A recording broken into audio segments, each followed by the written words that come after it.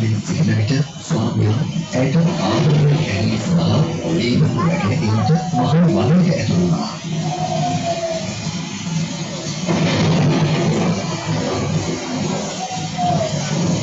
වනය තුළ ඇති තුමසක සිටි නරකයෙකු ස්වාමියාට දෂ්ට කිරීම නිසා ඔහු සිරසුන්ව ඇතුළෙව්වා. අවුරුදු වැස්සෙහිව දෙවන දරුවා බිහි කළ පටාචාරාව පසුවදා උදැසන ඇගේ පානය වැනි මියගිය ස්වාමියාගේ දේහය දැක හඬ වැටෙන්නට පටන් ගත්තා.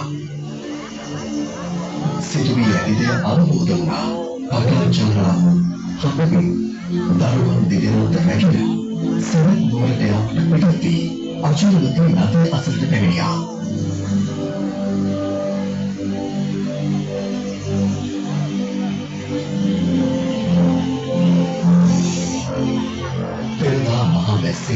දෙකොළ තලා යන අචිරවතී නදියේ දරුවරු දෙදෙනාම මැරෙන එකවර යා නොදැක නිසා මැරිමහල් දරුවා මෙකොළ තියා අනුත් ඉදන් දරුවා ගමින් ඉදන් කර ගම ඉවර මත දැරුවා.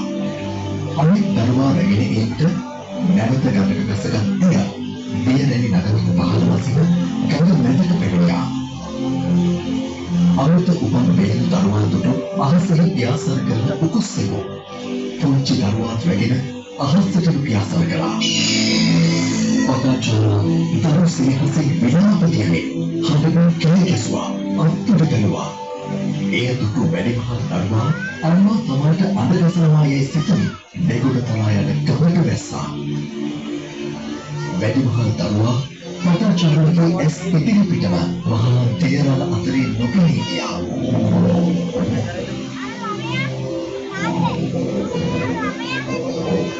දරු දෙදෙනා ස්වාමියා අහිමිව උබතුරු පටාචාරා හඬමින් සැරත් නුවර දෙසට දෙව ගියා. ඇය නුවර වැසියන්ගෙන් මව්පියන් කළ විමසද්දී පෙර දින රාත්‍රියේ මහා වර්ෂාවත් සමග ඇති වූ අකුණු නිසා ගසක් කඩා වැටි තම මව්පියනුත් සොළුලක් මියගිය බව කියා සිටියා. ඒ අසල ජොන්නෙන් දැවෙන දරු සෑයක ඔහුගේ සිරුරු දැවෙමින් තිබුණා. ස්වාමියාත් දරු දෙදෙනාත් මව්පියනුත් අහිමි පටාචාරාව උමතුවෙන් නගරේ වීදි පුරා දෙවියන්ට වුණා. නිරවත ඇය වීදි පුරා දෙවියන් විට මිනිසුන් අපහාස කර ගම්කසා ඇය පන්නා දැමුවා.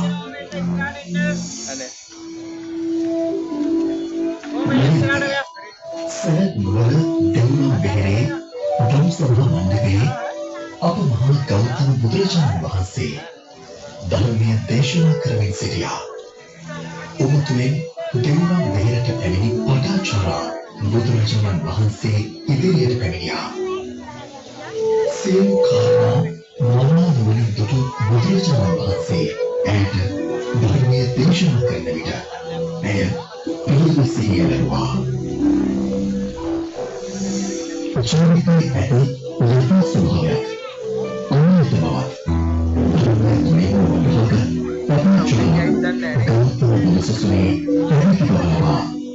උතුම් අරහත්ඵලය සාක්ෂාත් කරගත්තා. එන්න ගෞතම බුදුසසුනේ විවිධ වික්ෂණ වහන්සේලා අතර